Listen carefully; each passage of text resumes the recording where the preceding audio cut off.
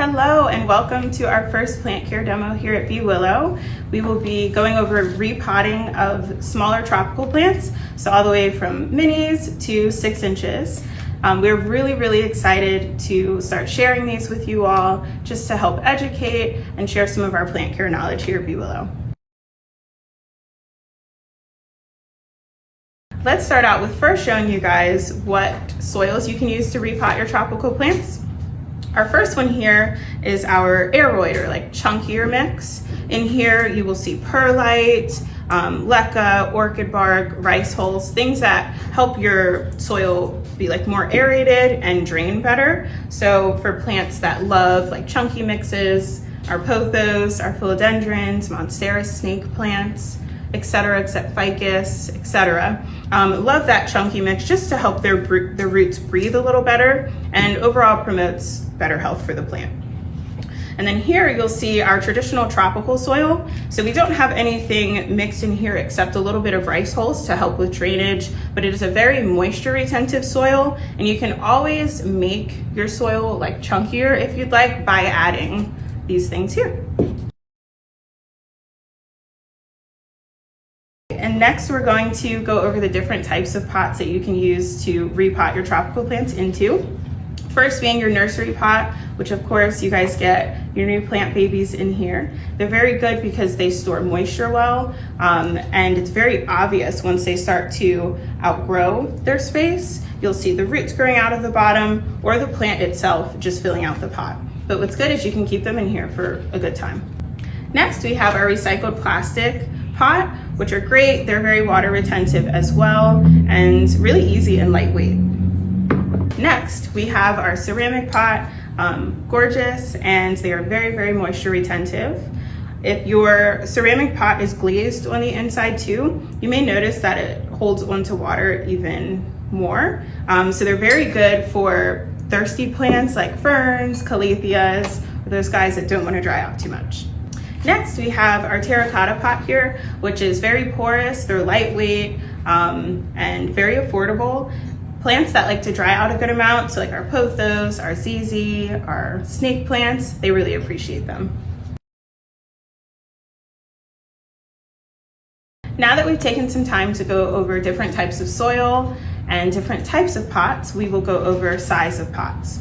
So generally, rule of thumb with smaller tropical plants, you don't want to repot into anything more than 1 to 2 inches larger than the existing pot.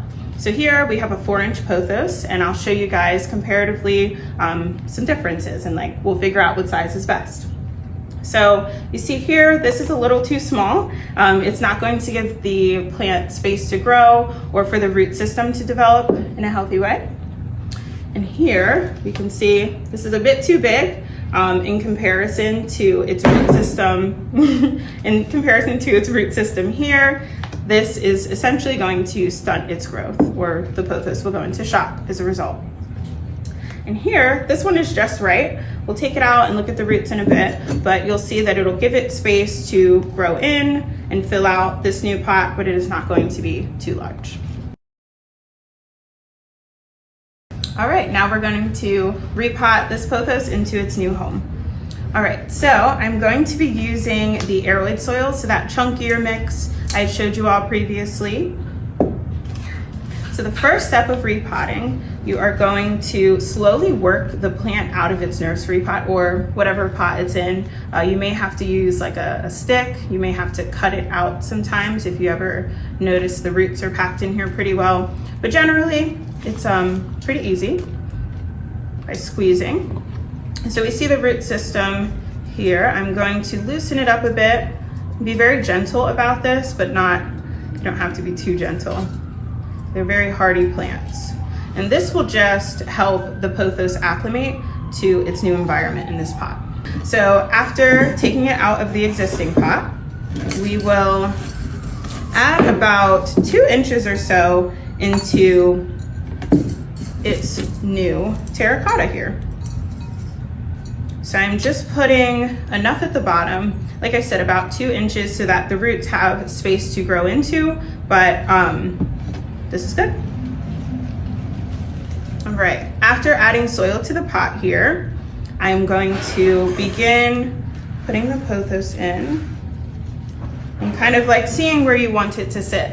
Ideally, you'll repot right in the middle, but we can fix this along the way in the case that it's not.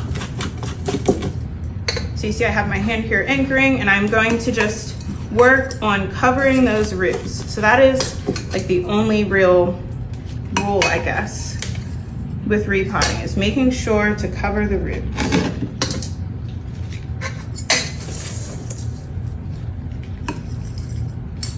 Okay.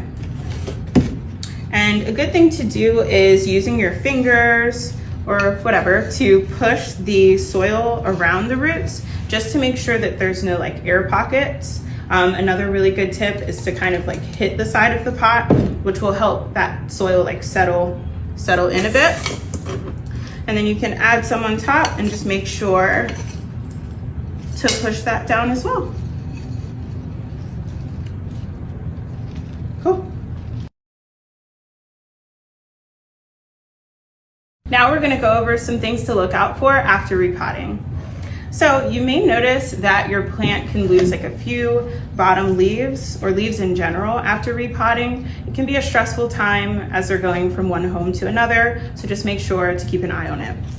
If you ever notice these bottom leaves or the leaves closest to the soil kind of yellowing, browning, dying off, that is not anything to be concerned about particularly. More so like if you notice any issues with the newer leaves, but it's very normal for plants to lose their older leaves first as a result of anything stressful. Another question we get often is, do you have to water your plants as soon as they're repotted? The answer is no. No need to do so. Generally, when you're repotting, that new soil that you're using to repot your plant with holds a little moisture in it. So unless your plant is obviously dehydrated prior to being repotted, there's no pressure to water right after you repot.